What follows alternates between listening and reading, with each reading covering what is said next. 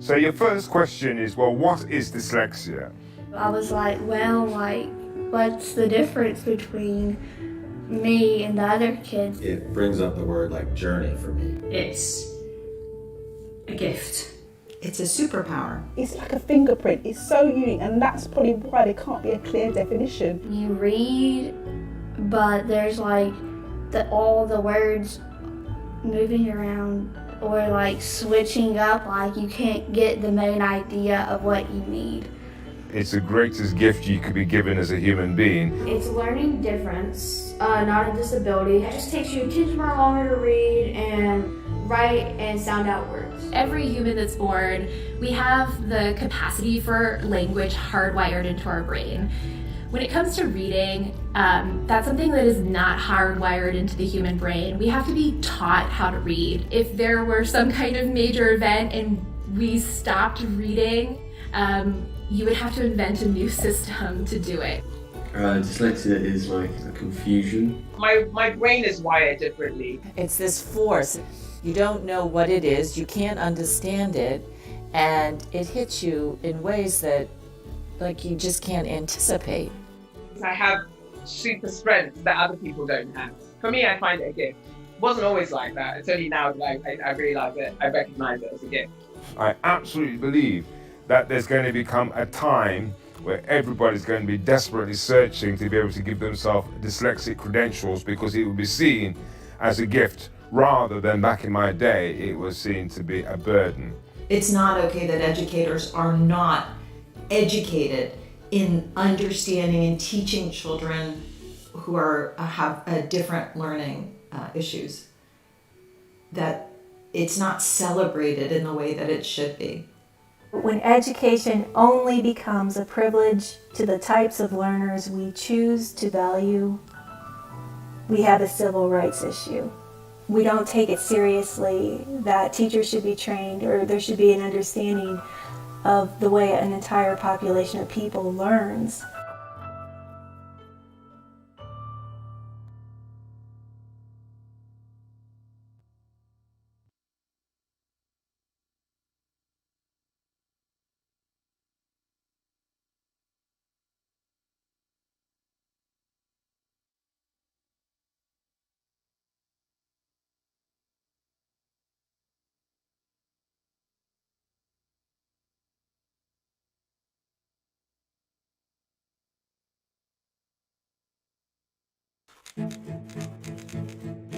I couldn't really write my name, I couldn't talk very well, I couldn't spell.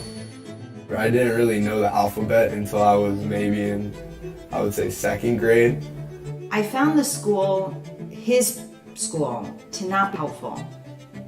You know, they talked about differences all the time, but they really didn't embrace learning differences. You know, his kindergarten teacher would say, oh, you're just being one of those helicopter private school moms. And she really put me in my place, and I did not want to be that mom. It was really by talking to other moms that I was able to find the tutors for Aiden. I used to get pissed off when teachers didn't know what dyslexia was or how to deal with dyslexic kids, because they would just think I didn't know how to do the work, when it was just more like, you're not teaching me the right way. Trust your instincts. My advice to any mother who has a child with dyslexia is trust your instincts, because perhaps had I trusted my instincts, I would have had intervention much earlier for Aiden, and it would not have been so dramatic for him. They would put me and another kid in a basement where we had this little cave with a teacher one-on-one, and they would just teach us how to say the alphabet or small things that we were behind on. In certain periods we would be with the whole class, but for majority of the day we would be alone. I was 7 when that started happening, up until 5th grade. So it was a very traumatic experience. The peers looking at you and you being very different from, like, you're already different from them. Like there's a kid who doesn't know how to spell, like, I don't know, cat or something like that. For me, I think I wouldn't be able to get through school without something outside of school. That's like the most important part for me about business and why I do it a lot. About, I think it was middle school, he said, Mom, you don't understand. In order for me to do the academics, I need to have outside projects that I can be successful in. Even in elementary school, especially in elementary school, he saw things as a business. And cooking was always his thing. I always use cooking to make money. So I had bake sales, 10 different baked goods, different types of lemonades. And I used to do it with my friends, and we used to make like hundreds of dollars on like a weekend. Now you have to put 2 cups of All of his summers he spent making cupcakes and selling them at the local health food store. He went from the cupcakes to the cake cones to chocolate covered popcorn. This would consume his whole summer. And then he decided, why not start a mail order business? I'm really good with guacamole. I was so impressed. Somewhere along middle school, 6th grade, Aiden said to me, Mom, I love to cook. You don't cook. I need help. I called around everywhere and found this one fabulous educator, and she took him on, and she adored him, and they spent years together. She basically taught me all my knife skills I have today, all my like more advanced cooking techniques. And then at the age of 12, I felt ready enough to apply to a cooking competition. And then there's 12-year-old Aiden Friedson. I am 12 and I live in Bronx, New York. I'm dyslexic and it prevents me from reading, writing, and spelling well. So wild. All the mothers are together someplace else where the kids can't see us. And I literally couldn't watch sometimes because I was so nervous. And I'd hear the mother saying to me, no, Aiden's doing really well. Like, come and look. And I was transfixed. He went into a very deep place inside of himself where he just knew that he was going to be successful. Well, I would say the coolest thing about being on Chop Junior was meeting the kids that I was on Chop Junior, mainly the second time I was on it. I was facing kids who cooked every day, worked at their family's restaurant, grew up in a kitchen, and I just learned a lot from just being with them. And on top, like, talking to the judges were cool. After that, it just opened up for me in the culinary world. I got a pop-up with Marcus Samuelson, and then worked for a summer at Red Rooster in Harlem.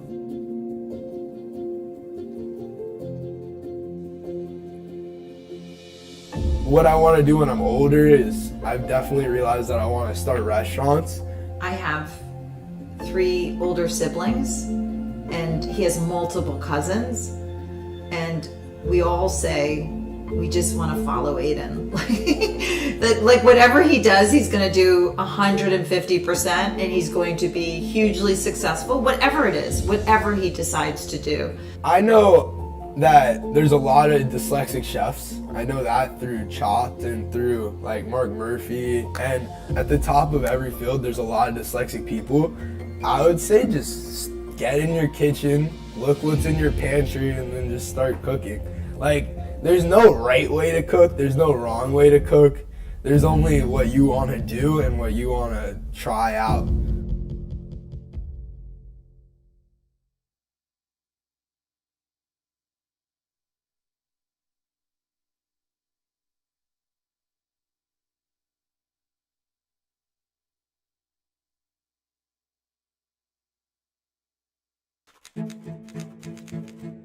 I couldn't really write my name, I couldn't talk very well, I couldn't spell. I didn't really know the alphabet until I was maybe in, I would say, 2nd grade. I found the school, his school, to not be that helpful. You know, they talked about differences all the time, but they really didn't embrace learning differences. You know, his kindergarten teacher would say, "Oh, you're just being one of those helicopter private school moms." And she really put me in my place, and I did not want to be that mom. It was really by talking to other moms that I was able to find the tutors for Aiden. I used to get pissed off when teachers didn't know what dyslexia was or how to deal with dyslexic kids, because they would just think I didn't know how to do the work, when it was just more like, you're not teaching me the right way. Trust your instincts. My advice to any mother who has a child with dyslexia is trust your instincts, because perhaps had I trusted my instincts, I would have had intervention much earlier for Aiden, and it would not have been so dramatic for him. They would put me and another kid in a basement where we had this little cave with a teacher one-on-one, and they would just teach us how to say the alphabet. Welcome to Reed Charitable Foundation's second annual Dyslexia Experience, The Culinary Artists. We are so excited to have all of you here. Tonight we have both a sold-out in-person audience as well as an amazing virtual audience, which is so cool. So no matter where you are joining tonight, thank you for being with us. As you hopefully know, every year we celebrate a different dyslexic strength, and this year is all about the culinary artists. The chefs, the bakers, the cake decorators, the mixologists, and more. While dyslexia can make reading, writing, and spelling more difficult, it also comes with some incredible strengths. And this night, the experience will always be about that. One of the most common strengths of dyslexia is the gift of otherworldly creativity, which is why cooking and baking and creating on a plate or in a bowl or in a glass is such an obvious strength for the amazing dyslexic brain. Tonight, you are going to hear and see some incredible young chefs and bakers who are proving just that. First, you will hear from Aiden Friedson and participate in a live demo with him as well. Aiden is a two-time CHOP Junior champion who has been creating businesses and making both money and a name for himself in the culinary world since he was in elementary school. Next, you will meet the incredible Colt Hager, who channels his dyslexic strengths as an actor, a chef, and a dyslexia advocate. In other words, he is a true triple threat. Next up will be Elena Theros. Elena will blow